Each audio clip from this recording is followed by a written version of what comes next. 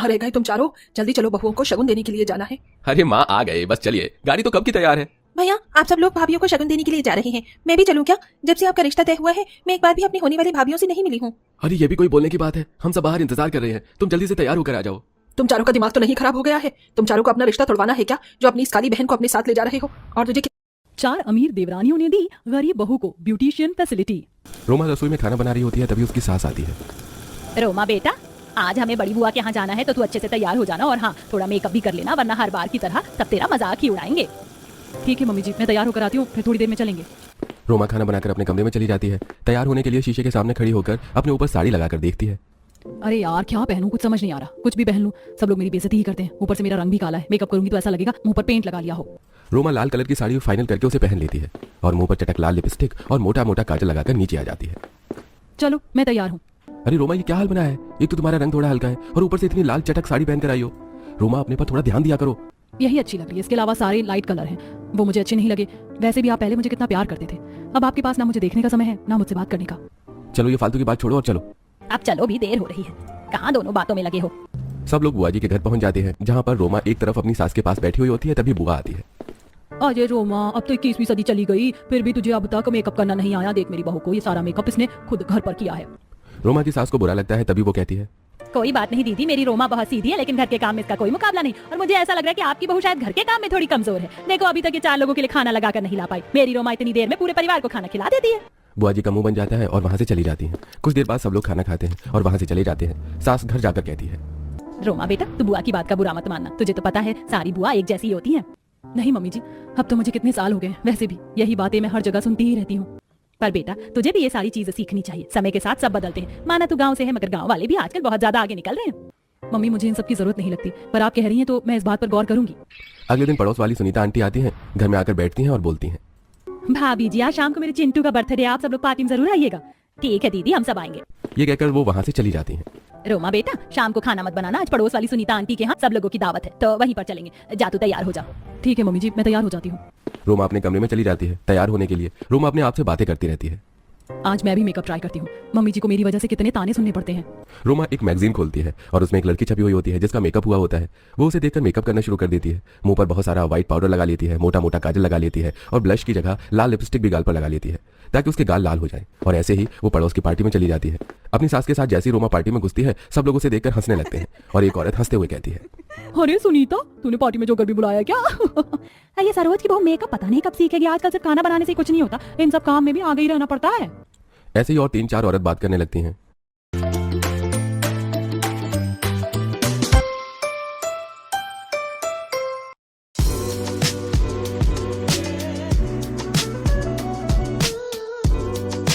सब लोग उसकी इंसल्ट करते हैं। रोमा रोती हुई घर वापस चली जाती है और अपने कमरे में बैठकर रो रही होती है, तभी सास आती है।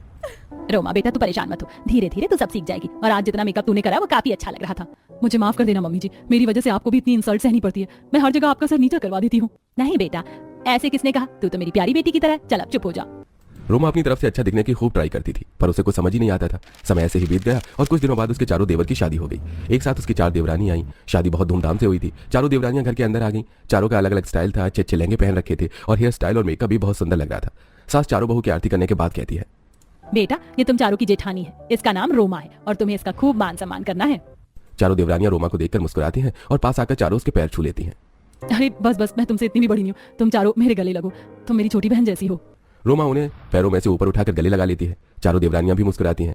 अगले दिन चारों देवरानियों की रस्म थी और मुंह दिखाई भी थी। घर में काफी सारे मेहमान रुके हुए भी थे और आज पड़ोस के मेहमानों को भी बुलाया गया था। चारों देवरानियां अपने बेस्ट लुक में आती हैं, बहुत सुंदर सुंदर साड़ी पहनकर और अच्छे से मेकअप और बाल बनाकर आती हैं और चारों आकर बैठ जाती हैं। वहीं पर उनकी सास और जेठानी बैठी होती हैं। एक औरत शगुन का लिफाफा रखने आती है और कहती है, अरे सरोज, एक बहू तो तेरी गंवार, लेकिन अब लगता है 4 बहू ब्यूटिशियन ही आ गई, इतनी सुंदर लग रही है, ये तो कहीं से भी मात नहीं खा रही है। तभी एक देवरानी बोलती है, हाँ आंटी जी, मैं हेयर स्टाइलिस्ट हूँ, मैं मेकअप बहुत अच्छा करती हूँ, मैं फैशन स्टाइलिस्ट हूँ, मुझे ये सारी चीजें आती है। तभी दूसरी औरत आती है लिफाफा रखने और कहती है, रोमा अब तो अपनी देवरानी से कुछ सीख ले, तू उनके साथ बैठी हुई बिल्कुल भी अच्छी नहीं लग रही है। रोमा को बहुत बुरा लगता है और वो अपनी देवरानियों के बराबर में से उठ जाती है और रसोई में काम करने चली जाती है। बेटा तुम लोग यहीं बैठो, अपनी रस्म करो, मैं अभी आती हूँ। सास रोमा के पास जाती है। रोमा बेटा तू परेशान मत हो। नहीं मम्मी जी, मैं तो बस खाना बनाने के लिए आई थी, सब लोग बैठे हैं, खाने का इंतजार कर रहे हैं। उस दिन उसकी देवरानियां इस बात को इग्नोर करती हैं। फिर अगले दिन चारों देवर अपने ऑफिस के कलीग्स को घर पर बुलाकर लाए थे ताकि वो अपनी वाइफ को इंट्रोड्यूस कर सके। सभी फ्रेंड्स ऑफिस के घर आ जाते हैं और आकर सोफे पर बैठ जाते हैं। रोमा सबके लिए पानी लाती है और सबको पानी दे देती है। उसके बाद सबको चाय भी पिला देती है। थोड़ी देर बाद उसकी चारों देवरानियां वेस्टर्न ड्रेस पहनकर और बहुत अच्छे से हेयर स्टाइल और मेकअप करके नीचे आती हैं। चारों देवर अपनी बीवियों को सारे ऑफिस फ्रेंड्स से मिलवाने लगते हैं। उसके बाद सब लोग खाने की टेबल पर बैठ जाते हैं और रोमा सबके लिए खाना परोस देती है। रोमा बेटा, तू भी सबके साथ खाना खा। ओ राहुल, ये तुम्हारी भाभी है? हमें तो लगा कोई काम करने वाली है। हाँ, ये मेरी भाभी ही है।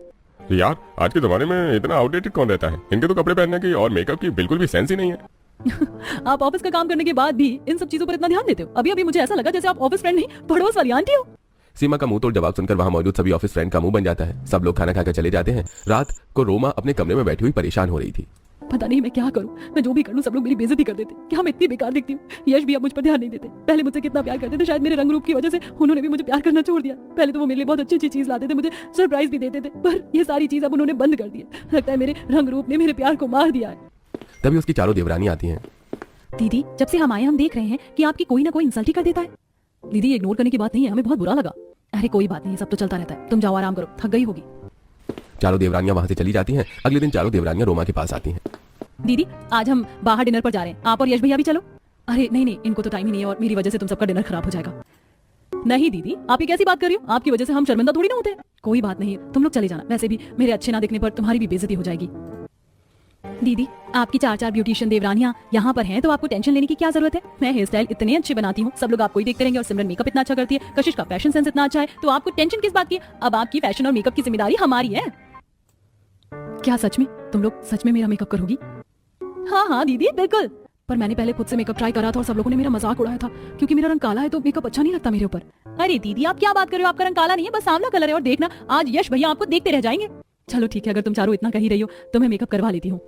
शाम का टाइम हो जाता है। रोमा और उसकी चारों देवरानियां एक साथ आती हैं। रोमा एक चेयर पर बैठी हुई होती है। एक देवरानी उसके बाल बना रही होती है और एक उसका मेकअप कर रही होती है। एक उसकी थ्रेडिंग कर रही होती है और एक उसके लिए कपड़े ढूंढ रही होती है। कुछ देर बाद मेकअप हो जाता है और चारों देवरानियां और रोमा नीचे आते हैं। सारे घर वाले उन चारों को देखकर चौंक जाते हैं और सबसे ज्यादा तो तब चौंक जाते हैं जब वो लोग रोमा को देखते हैं। रोमा बेटा, तू तो बहुत सुंदर लग रही है। हाँ बेटा, तेरी चारों देवरानियों ने तो तुझे एकदम हीरोइन बना दिया। भाभी, ये अपनी ब्यूटी आपने इतने सालों से कहाँ छुपा रखी थी? आप बहुत सुंदर लग रही हैं। Thank you so much. ये सब मेरी देवरानियों ने किया, इसमें मेरा कोई हाथ नहीं है।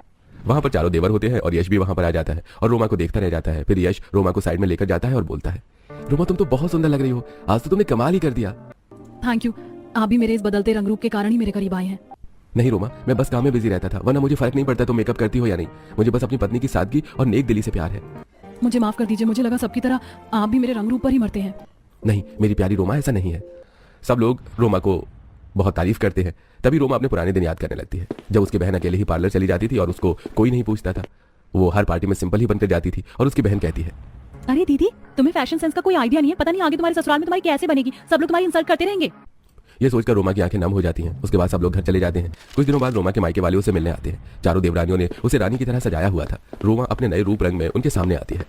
अरे वाह दीदी, तुम तो बहुत सुंदर लग रही हो। कहाँ तुम गाँव की गंवार थी और कहाँ तुम्हारी देवरानियों ने तुम्हें रानी की तरह बना दिया है। रोमा, तू तो ऐसे ही अच्छी लगती है, तुझे इन सब की क्या जरूरत है? मम्मी, गांव से बाहर इन सब चीजों की बहुत ज्यादा जरूरत पड़ती है और कई साल बेइज्जती सहने के बाद अब मुझे इस बात का पता चला है। रोमा के घर वाले खाना खाकर वहां से चले जाते हैं। रोमा और उसकी चारों देवरानियों में बहुत ज्यादा प्यार था। आज पड़ोस के लोग भी उनसे जलने लगे थे। कुछ औरत बाहर खड़े होकर बात कर रही थी। देखा तुमने, रोमा की चारों देवरानियां उससे कितना प्यार करती है, उसका हुलिया ही बदल दिया उन्होंने जब से आई है। हाँ, और यहाँ हम लोगों के घर के कलेश खत्म नहीं होते और इन लोगों के घर में इतनी सुख शांति बनी रहती। 1, 2, 3 सेकंड भी नहीं लगे और नावी यूपीआई से ये हो गया पेमेंट और मिल गया 100 रुपए तक। एक दिन पड़ोस की 5-6 औरत घर पर ऐसे ही चाय पीने के लिए आ गई। आप सब अचानक से कैसे? हाँ, अंदर आओ, बैठो। और सरोज बहन, बहुत दिनों से प्लान बना रहे थे तुम्हारे यहाँ आने का, तो सोचा आज चलते। वैसे भी मुंह दिखाई के बाद तुम्हारी चारों बहू से मुलाकात ही नहीं हुई। बिल्कुल बिल्कुल, आओ। औरत सोफे पर बैठ जाती है। तभी रोमा बहुत सुंदर साड़ी पहनी हुई होती है। फिर वो रसोई में से चाय लेकर आती है। वाह, रोमा की देवरानियों ने रोमा का हुलिया ही बदल दिया। ऐसा लग रहा है किसी हीरोइन को देख रहे हैं। हाँ, मेरी 5 बहू बहुत प्यार से रहती है और चारों ही देवरानियां उसकी मदद करती हैं।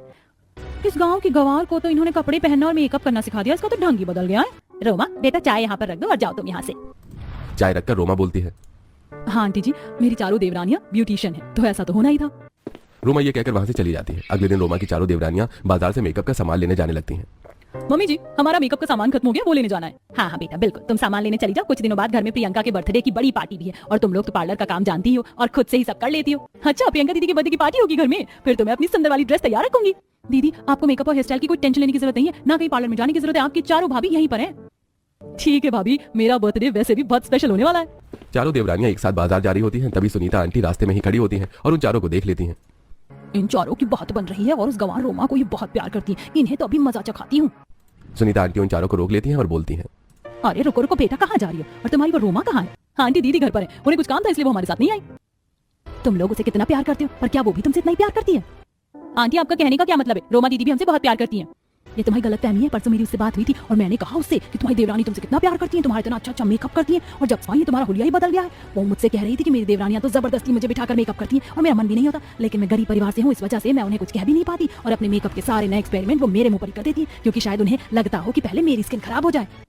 क्या रोमा दीदी ने आपसे ऐसा कहा? हम तो दीदी को बहुत सीधा समझते थे और हमें लगता था कि वो भी हमसे उतना ही प्यार करती हैं जितना हम उनसे करते हैं। दीदी को तो हमने अपनी बड़ी बहन का दर्जा दिया था।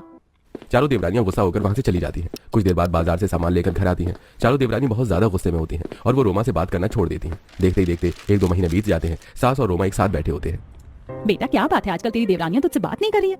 मुझे भी अच्छा नहीं लग रहा, चारों मुझसे अलग अलग रहती हैं। तुम्हारी लड़ाई हुई है क्या? नहीं माँ जी, ऐसी तो कुछ बात नहीं है।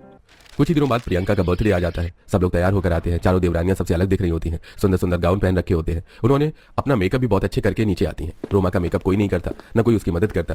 रोमा पुराने जैसे की तरह होकर अपनी पुरानी सी साड़ी पहनकर और लिपस्टिक काजल लगाकर नीचे आ जाती है। जैसे वो नीचे आती है सब उसका मजाक बनाने लगते हैं। रोमा लगता है तेरी देवरानियों ने तुझे तेरी औकात दिखा दी। देखो ना उनकी बदौलत तू कितना उड़ रही थी। हाँ हाँ, बड़ी स्टाइलिस्ट बन रही थी, देखो फिर से बन गई ना गाँव वाली रोमा ही। रोमा सबकी बातें चुपचाप सुन रही होती है। उसकी चारों देवरानियों को बहुत ज्यादा गुस्सा आता है। वो चारों रोमा का हाथ पकड़कर उसे ऊपर कमरे में लेकर जाती हैं। क्या हुआ, तुम लोग ऐसे मुझे बीच पार्टी में से लेकर क्यों आ गए? दीदी मन तो बिल्कुल भी नहीं कर रहा कि आपका मेकअप करें, आपसे बात करें, मगर आप हमारी जेठानी हो और आपकी बेइज्जती हमसे देखी नहीं जाती। आप तो हमसे प्यार नहीं करती, मगर हम तो आपसे अपनी बड़ी बहन जैसा ही प्यार करते हैं। सिमरन तुम ऐसा क्यों कह रही हो? मैं तुमसे बहुत प्यार करती हूँ। अरे दीदी रहने दो, सुनीता आंटी ने हमें सब बता दिया, हमें पता चल गया आप हमसे कितना प्यार करती हो। तुम लोगों को कोई गलतफहमी हुई है। आजकल जहाँ औरतें किसी के घर को खुशियों से भरा हुआ देखती हैं, वो वहीं आग लगाने पहुंच जाती हैं। अच्छा दीदी, पर आपको पता है वो हमसे कह रही थी कि आप हमसे बिल्कुल प्यार नहीं करती हो। बहन सब लोग ऐसा ही करते हैं, किसी को किसी के घर का प्यार हजम नहीं होता, सबको आग लगानी होती है और सुनीता आंटी ने भी वही किया। चारों ब्यूटिशियन देवरानियां बहुत शर्मिंदा हो जाती हैं और रोमा से माफी मांगती हैं। दीदी आइंदा से हम किसी की बातों पर विश्वास नहीं करेंगे। तुम्हें माफी मांगने की कोई जरूरत नहीं है।